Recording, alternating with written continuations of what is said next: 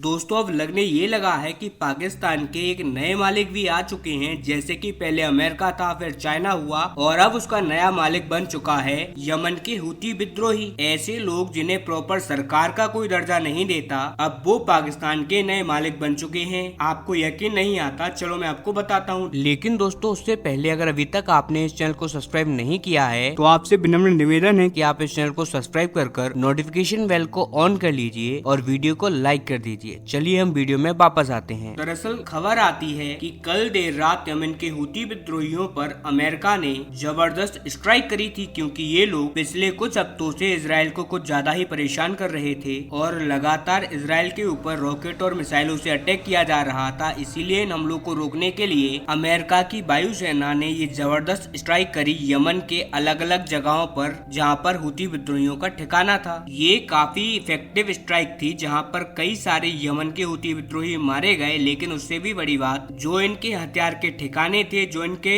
हथियार भंडार थे, उनको नष्ट किया गया। यमन के कई सीनियर नेता भी इसमें मारे गए हैं और इसी वजह से यमन के हूती विद्रोही बिलबिला उठे और इसी वजह से उन्होंने अमेरिका के जो 2 डिस्ट्रॉयर थे, जो उनको युद्धपोत थे, उन पर कम से कम 8 ड्रोन और कई सारी रॉकेटों से अटैक किया। अब आप खुद सोचिए कि जो डिस्ट्रॉयर होते हैं वो किसी भी सेना के सबसे ज्यादा घातक हथियारों में से एक होते हैं। आप इनके नाम से ही समझ लीजिए डिस्ट्रॉयर, जो कि दुश्मन को बिल्कुल तहस नहस कर दे। और यहाँ हम बात कर रहे हैं अमेरिकी युद्धपोतों की, जो कि बनाए गए हैं रूस से और चाइना से टक्कर लेने के लिए। क्या उन्हें यमन के मुट्ठी भर विद्रोही यानी कि हूती विद्रोही इन्हें चैलेंज कर पाएंगे? असंभव। 8 छोड़िए, अगर ये 80 ड्रोन भी छोड़ दें तो भी इनका ये कुछ नहीं बिगाड़ सकते। लेकिन ये खबर पहुंचती है पाकिस्तानियों तक और पाकिस्तानी के जो नए नए मालिक हैं यानी कि हूती विद्रोही, क्योंकि ये लोग इजराइल पर अटैक कर रहे हैं पिछले 1-1.5 साल से। इसीलिए पाकिस्तान क्या करता है कि फेक न्यूज फैलाना स्टार्ट कर देता है अपने पुराने मालिक अमेरिका के अगेंस्ट। सबसे पहले आप ये देखिए, ये वीडियो फुटेज जारी कर रहे हैं पाकिस्तान के ट्विटर हैंडल की अमेरिकी नौसेना का एयरक्राफ्ट कैरियर अब्राहम लिंकन कैसे हूतियों से डरकर भाग रहा है। जब हूतियों ने इसे डराया और कहा कि वापस लौट जाओ, नहीं तो हम तुमको मार गिराएंगे। और मेरे ख्याल से ये दुनिया का सबसे मूर्ख देशी ऐसी पोस्ट कर सकता है, क्योंकि जिस एयरक्राफ्ट कैरियर की ये बात कर रहे हैं वो यूएसएस अब्राहम लिंकन तो है ही नहीं। और जो अब्राहम लिंकन है वो दुनिया की कई नौसेनाओं पर अकेला ही भारी पड़ सकता है। तो यहाँ पर ये कुछ यमन के हूती विद्रोहियों से क्यों ही डरेगा, जबकि इसके पास इतनी फायर पावर है कि ये पूरे पाकिस्तान को विदिन 30 मिनट्स तबाह कर सकता है। इस पर हर टाइम पर परमाणु हथियार तैनात रहते हैं। अप्रोक्स 50 स्टेल्थ लड़ाकू विमान तैनात रहते हैं। ये पाकिस्तान को तक नहीं छोड़ेगा, फिर यमन के हूती विद्रोही आते कहाँ हैं? अब मैं आपको जो बता रहा था कि अब्राहम लिंकन था ही नहीं, तो फिर ये कौन सा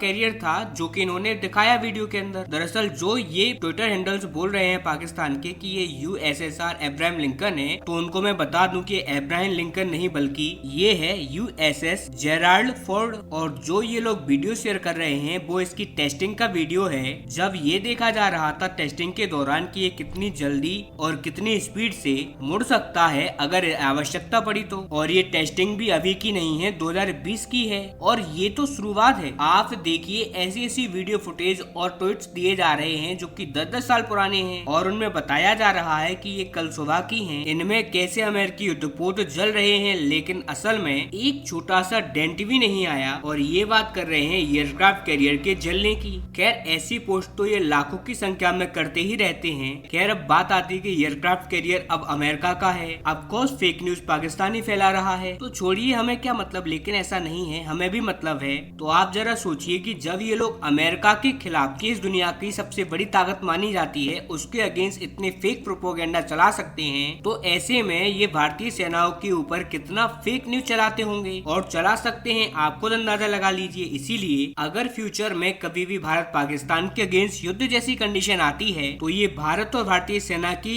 मोराल के साथ खेल सकते हैं। हमारा जो भरोसा है, हमारी सेना का जो भरोसा है, उसे डगमगाने के लिए बहुत बड़ी बड़ी फेक न्यूज फैला सकते हैं। इसीलिए भारतीय सरकार को आवश्यकता है कि इस प्रकार की फेक न्यूज से बचने के लिए कोई सिस्टम तैयार करना चाहिए ताकि हम इसे काउंटर कर सकें और पाकिस्तान का जो फेक इंफॉर्मेशन वॉरफेयर है इसे तबाह कर सकें तमाम सोशल मीडिया हैंडल्स पर।